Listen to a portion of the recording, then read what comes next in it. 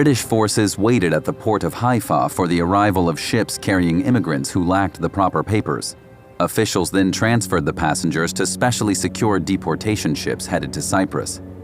More than 50,000 Jews landed in these detention camps, encircled by barbed wire and guarded by soldiers. Most of the detainees were Holocaust survivors. Philosopher Hannah Arendt wrote that the detention camps in Cyprus were, quote, possible only because the whole world sees it as humane in comparison to Auschwitz. La Grande-Bretagne, si on regarde bien, the British weren't blocking Jewish immigration because of a fundamental policy change.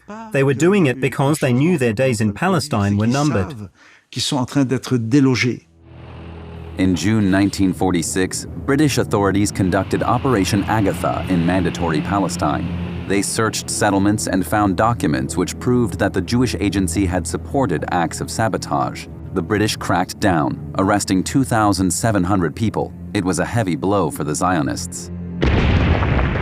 1 month later, members of a Jewish underground paramilitary group blew up British administrative headquarters at the King David Hotel. 91 people were killed. The attack was widely condemned, but it moved the needle on Britain's next steps. The British saw Jewish organizations were getting better organized and harder to control. Britain decided to retreat. The atmosphere became increasingly hostile until 1947, when the situation got really bad. At the request of the British in April 1947, the United Nations formed an international inquiry committee. The final report recommended partitioning Palestine into a Jewish and an Arab state. Britain rejected the proposal.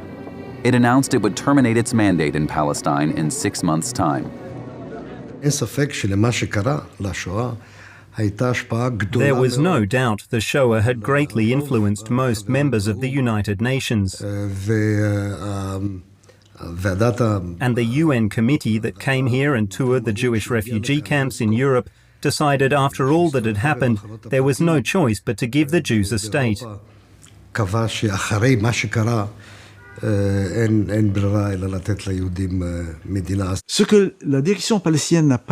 What Palestinian leaders failed to understand in 1948 was in the wake of the Holocaust, the whole world was convinced that the victims deserved reparations. And after Nazi barbarism, the only suitable form of these reparations was forming a Jewish state.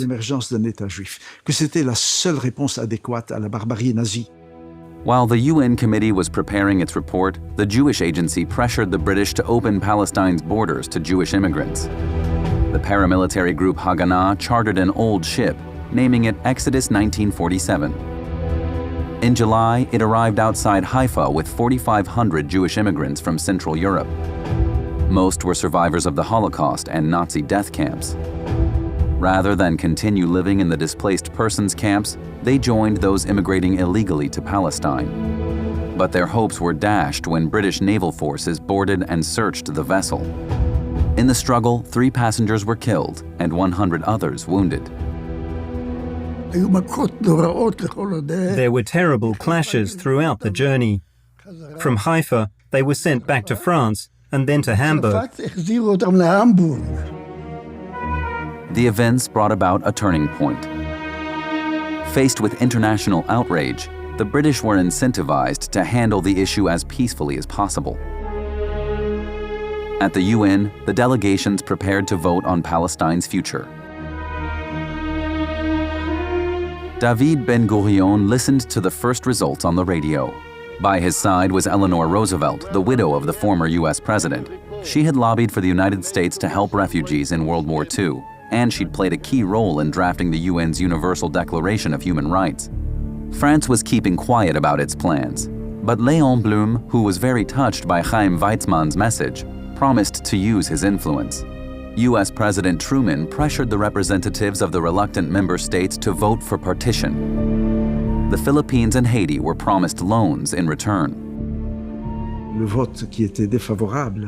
The majority were against the partition plan. but the Americans used Thanksgiving as an excuse to postpone the vote. They then came back with the support of two small countries, ones you could barely point out on the world map. The Americans had swayed the countries during their national holiday, and with that, the majority shifted. The Soviet Minister of Foreign Affairs, Andrei Gromyko, surprised the Western world with a pro-Zionist speech. During the last war, the Jewish people endured indescribable suffering. This explains the aspirations of the Jews to establish their own state. It would be unjust to deny them that right. Gromyko made a speech presenting himself as a Zionist. For years, the Soviets had persecuted Zionists and threw them in gulags. Gromyko's speech had nothing to do with what had happened. Soviet diplomats were not exactly known for being sentimental. It all came down to their interests. The Soviet Union wanted to replace the British in the Middle East. It knew that the British were leaving and wanted to get in before the US could come. Soviet Union, yes. United Kingdom, abstain. France, yes. The resolution of the DUC Committee for Palestine was adopted by 33 votes, 13 against, 10 abstentions.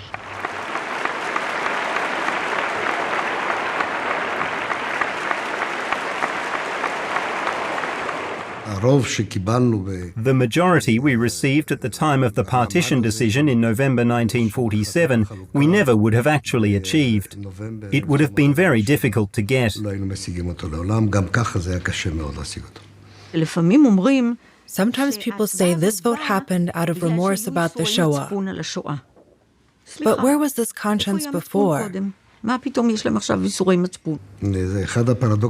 the tragic paradox of this country, that it grew out of the worst catastrophe ever to befall the Jewish people. The UN resolution proposed dividing Palestine into two states, one Jewish and the other Arab, with Jerusalem under international control. But most Palestinian Arabs and all neighboring Arab states rejected the plan.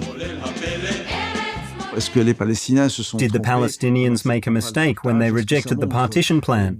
Was it already a sign of fanaticism? In retrospect, it seems the Arabs' opposition to the UN partition vote was a mistake.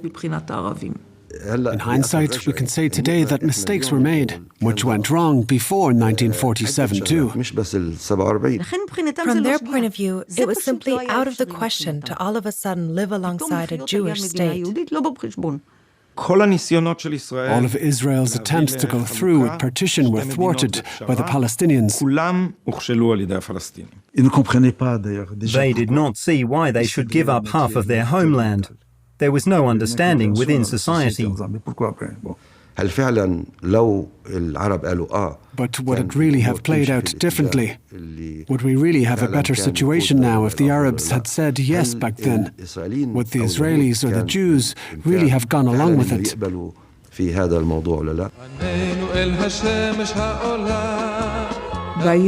On the day of the UN decision, I was still a little girl and already in bed. My mother woke me up so that I would remember the founding of the state. The Jews were given a state. David Ben-Gurion was on alert. He voiced his concern to Shimon Peres, who was in charge of weapons purchases. Today the people are dancing, he said, but tomorrow blood will flow. Peres thought he was exaggerating, but the prediction came true. My father told me the day the outcome of the vote was announced that a war would now follow. Israel was born in war. People danced through the night on November the 29th. And the last who were celebrating met the first who were killed in the morning.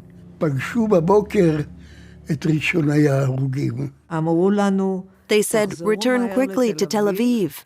On the way to Ramla, there were the first dead. The First War started in 1948 with the partition.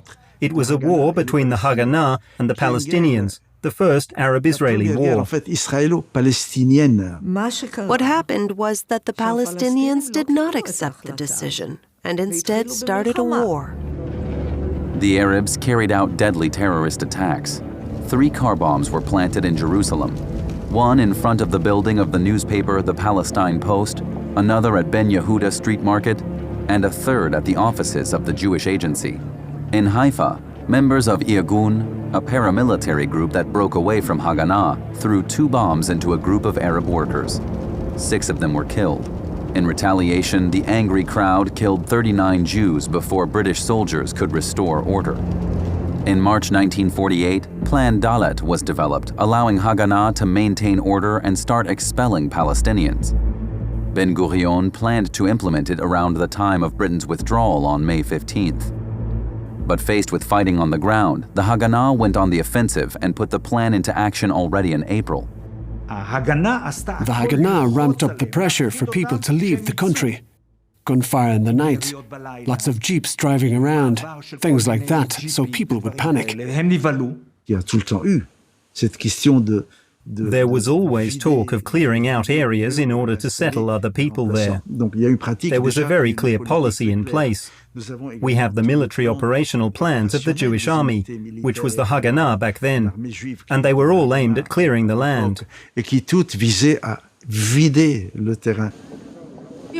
When my parents came to Jerusalem, they were both, independently from one another, offered the apartments of Palestinian refugees who had fled. I'm happy to say they both refused.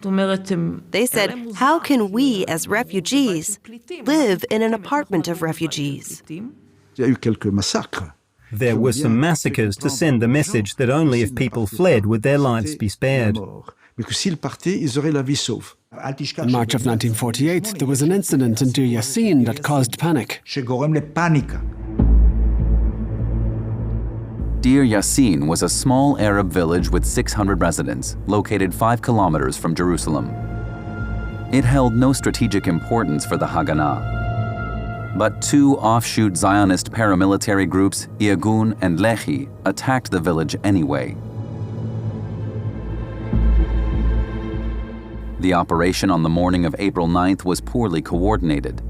The Palestinians fought back, killing 5 men. Irgun and Lehi doubled down, seizing house after house and blowing some up with explosives. Nearly 200 were killed in the massacre.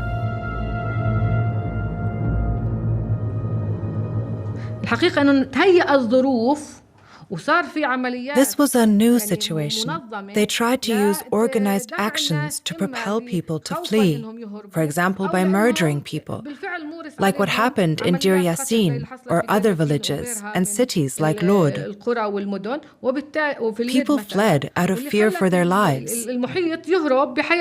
About Deir Yassin. Everybody heard about Deir Yassin, and everybody's mind began to be that if we stay and we have these Jewish forces come, they will also massacre us as they did in Deir Yassin, so we better not stay and get massacred. Rumors about Deir Yassin terrified people. They were sure that the Zionists would kill them. I think the Zionists didn't actually want to kill them, but they did want to push out as many people as possible.